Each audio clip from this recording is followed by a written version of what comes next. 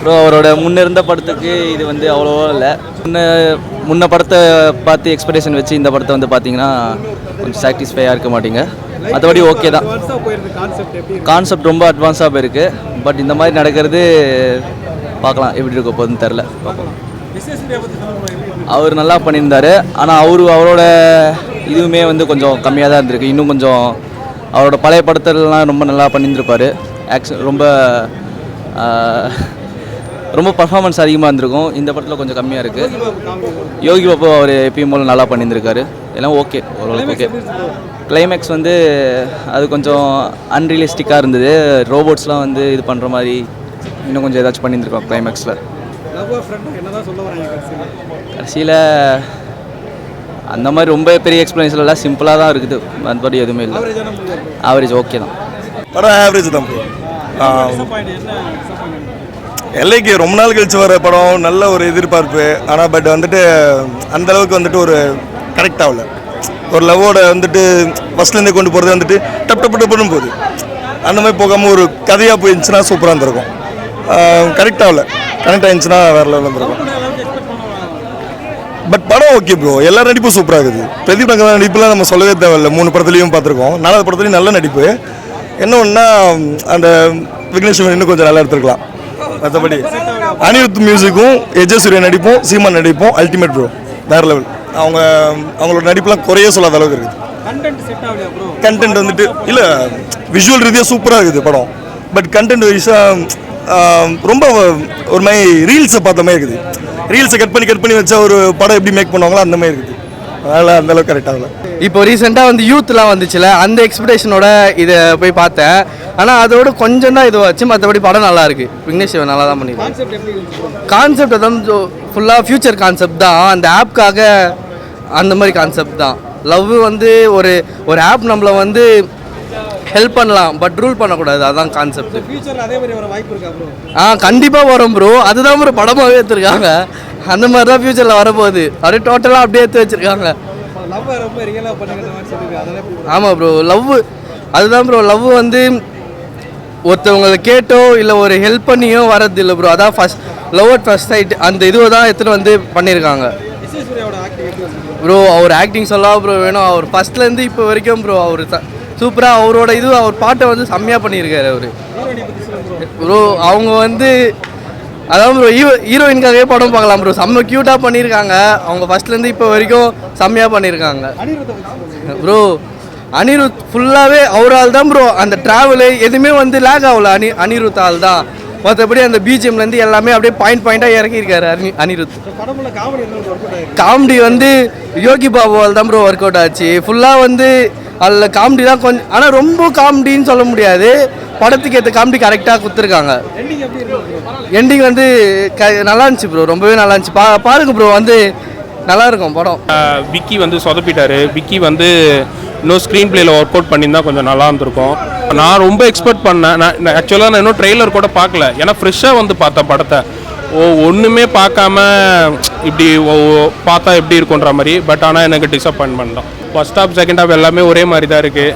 ஏன்னா ஆவரேஜ் தான் bro. Below ஆவரேஜாக தான் இருக்குது. அதனாலே சொல்ல முடியல. எஸ்ஜே சூர்யா வழக்கம் போல் அசத்திட்டாரு. எப்படி அந்த கொஞ்சம் அந்த இந்தியன் 2 வாடை அடிக்குது. மற்றபடி அவரும் கொடுத்த ரோல் நல்லா தான் பண்ணியிருக்காரு. ஸ்க்ரீன் ப்ளே நல்லா எழுதிருக்கலாம். Story okay.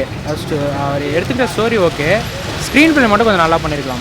மெயினாக அந்த சாங் இந்த படத்துக்கு வந்து ஒரு பெரிய இது கொடுத்துச்சு. அந்த சீனுக்கு ஏற்ற மாதிரி சாங்ஸு, அதுக்கப்புறம் நியூ கான்செப்ட்டு நல்லா இருக்காதுன்னு நினச்சி. எல்லாமே ஆர்கானிக்காக இருந்துச்சு. நிறைய இந்த இன்ஸ்டாவில் இருக்க செலிபிரிட்டிஸ்லாம் வந்து நாங்கள் கிரிஞ்சாக இருக்கும்னு நினச்சேன். பட் கிரிஞ்சாக இல்லை, ஆர்கானிக்காக நல்லா மேட்ச் ஆச்சு. ப்ளஸ் எஸ்ஜே சூர்யா அவரோட ஆக்டிங் பயங்கர பீக்கு. எனர்ஜி சரியான பீக்கு. தேட்டர் அப்படியே கத்துறாங்க எல்லாரும் எஸ்ஜே சூர்யா வந்தோடனே. சூப்பராக இருந்துச்சு. மெயினாக நான் பிரதீப் ரங்கநாதன் ஃபேன்லாம் இல்லை ப்ரோ. நான் நார்மலாக வந்து பார்த்தேன். எனக்கு கொடுத்த காசுக்கு ஒர்த்தாக இருந்துச்சு அந்த படம். அவரோட ஆக்டிங்கும் நல்லா இருந்துச்சு. மெயினாக ஹீரோயின் இன்ட்ரடக்ஷன் சூப்பராக இருந்துச்சு. ஹீரோயின் ஆக்டிங் நல்லா இருந்துச்சு. மெயினாக ஹீரோயினுக்காக தான் நிறைய பேர் இருந்தாங்க. அதுவும் நல்லா தான் இருந்துச்சு. சீமான் அவர் வந்து கிரிஞ்சாக இருக்கும்னு நினச்சேன். அந்த சீன்ஸ்லாம் கிரிஞ்சாவே இல்லை, நல்லா இருந்துச்சு. அவர் வந்தார், அதுக்கேற்ற மாதிரி பண்ணி கொடுத்தாரு. அதே மாதிரி தான் இருந்துச்சு. நம்மளுக்கு எதுவும் பெருசாக தெரியல. நல்லா ஆர்கானிக்காக கொடுத்துருந்தாரு விக்னேஸ்வரன். மேபி அது இன்னும் ஆர்கானிக்காக இருந்தால் படம் ஒர்க் ஆகாமல் இருந்திருக்கலாம். ஆர்கானிக்காக இருக்கவே நல்லா ஒர்க் ஆச்சு எல்லா சீன்ஸும். டைரக்ஷன் நல்லா பண்ணியிருந்தாரு ப்ரோ விக்னேஷ் சிவன். அவர் நல்லா பண்ணதுனால தான் நல்லா ஒர்க் ஆச்சு. தேட்டரில் அவ்வளோ பீக் எனர்ஜி வந்துச்சு. ஃபர்ஸ்ட் ஹாஃபில் கொஞ்சம் அப்படி தான் இருந்துச்சு. நிறைய பேர் வந்து நல்லா இருக்காதுன்னு நினச்சிட்டு போனவங்களே வந்து செகண்ட் ஹாஃபில் வந்து நல்லா இருந்துச்சு. எஸ்ஜே சூர்யாவோட ஆக்டிங்னால அந்த காமெடி சீன்ஸ்லாம் நல்லா ஒர்க் ஆச்சு. இவருக்கும் எஸ்ஜே சூர்யாவுக்கும் இருக்க மாதிரி அந்த ரோபோட்டுக்கு வந்து அனிருத் வாய்ஸ் கொடுத்தது, அதை பிரதர்னு சொல்கிறது எல்லாமே நல்லா டிஃப்ரெண்ட்டாக இருந்துச்சு. ரொம்பலாம் சொல்ல முடியாது, நான் ஆஹா ஓஹோலாம் சொல்ல முடியாது. எப்போவுமே கதை தான். என்ன ஒன்று ரொம்பலாம் சொல்ல முடியாது. படம் வந்து 5க்கு 2.5 இருந்தது. அது மாதிரிலாம் கொடுக்க முடியாது படம். இவங்களாம் ஆஹா ஓஹான்றானுங்க. ஆனால் டியூடு மாதிரி எதுவும் வராது. டியூடு தான் இங்கே நல்லாயிருக்கும். அவ்வளோதான். எப்படி சொல்கிறது, எல்லா படத்தில் வர லவ் ஸ்டோரி தான் இருந்தது. அவ்வளோ இதெல்லாம் கிடையாது. எல்லா படத்துலையும் எப்படி ஒரு பொண்ணு பையன் சேரணும், நடுவில் ஒருத்த வந்து கெடுக்கணும். இந்த கண்ணாடி போட்டுருக்காங்க ஹீரோயின் பார்க்குறப்ப நாங்கள் வீடியோ எடுத்துகிட்டு போகிறேன்னு சொல்லி இந்த கண்ணாடி தெரியாத மாதிரி போடலாம். படம்லாம் நல்லா இருந்தது. ரொம்ப கெட்டெல்லாம் சொல்ல முடியாது, நல்லா இருந்தது. அவ்வளோதான். சூப்பராக பண்ணியிருக்காரு. சூப்பராக பண்ணிட்டு ஒர்க் அவுட் ஆயிருக்கும். கிளைமேக்ஸ் சூப்பர்ண்ணா. கிளைமேக்ஸ் தான் peak. First half second half lag, எண்டிங்கில் சூப்பராக பண்ணிட்டாங்க. எமோஷ்னலாக இல்லைன்னா ஒரு நியூஸ் எப்படி சொல்கிறது, இந்த மொபைல்லாம் நம்பாமல் அது எதுவும் நம்பாமல் உன் ஆளை நீ நம்பு, அவனை காப்பாற்றுவா. அதுதான், அவ்வளோதான். ஃபோனால் வர பிரச்சனையெல்லாம் சொல்கிறாங்க. ஃபோன் யூஸ் பண்ணாமல் இருக்கும். எப்படி சொல்றது, பெரிய பயங்கரம் ப்ரோ. எப்படி என்னால எப்படி சொல்றேன்னு தெரியல. பிஆர் தான் எப்படி சொல்றது, வாயாலாம் சொல்லணும். சூப்பர் ஸ்டார்னு சொல்ல முடியாது. அடுத்த எஸ்டிஆர் அவர் தான். அடுத்த எஸ்டிஆர் வல்லவன் எல்லாமே அவரு தான் ப்ரோ. எனக்கு ஃபர்ஸ்ட் படத்துல இருந்து ரொம்ப பிடிச்சது இப்போ பிஆர் வந்து. அவர் எப்படி சொல்றது, கேரக்டர் வைஸ் வந்து லவ்வும் பண்றாரு. எல்லா படத்துலையும் நல்லா எப்படி சொல்றது, ஆக்ஷன்லேருந்து லவ் எல்லாமே கரெக்டாக பண்ணுறாரு. அதனால தான் எனக்கு ரொம்ப பிடிக்கும் பிஆர் ஃபேன்னு வச்சுக்கோங்க. என்ன இந்த புதுசாக இல்லை, அதே மாதிரி தான் இருக்குது. ஆனால் கொஞ்சம் அதை விட எக்ஸ்ட்ராவாக இருக்குது. இதோட இன்னும் கொஞ்சம் நல்லா பண்ணலாம். அது எப்படி சொல்கிறதுனா, லவ் வந்து பண்ணுறாரு. ஆனால் இந்த படத்தில் வந்து கிஸ்ஸினை விட்டுறாரு. கிஸ்ஸின் பண்ணியிருந்தாருன்னா அல்பாயிட்டு என்ன பண்ணுறது, அது பண்ணவே இல்லை. அதனால் எந்த மாதிரி லவ்னா, டெக்னாலஜி இல்லாமல் ஆர்ட் கனெக்ஷன் இருக்கணும். அந்த மாதிரி ஒரு லவ் வேணும். அதனால தான் சொல்கிறாரு. ஃபோன் யூஸ் பண்ணக்கூடாதுன்னு சொல்ல, அளவாக யூஸ் பண்ணணும்னு சொல்கிறாரு. அவ்வளோதான். அது பண்ணலாம், அது எக்ஸ்ட்ரீமாக பண்ணக்கூடாது, ரொம்ப கீழேயும் பண்ணக்கூடாது. நம்மளுக்கு ஏற்ற மாதிரி பண்ணணும்.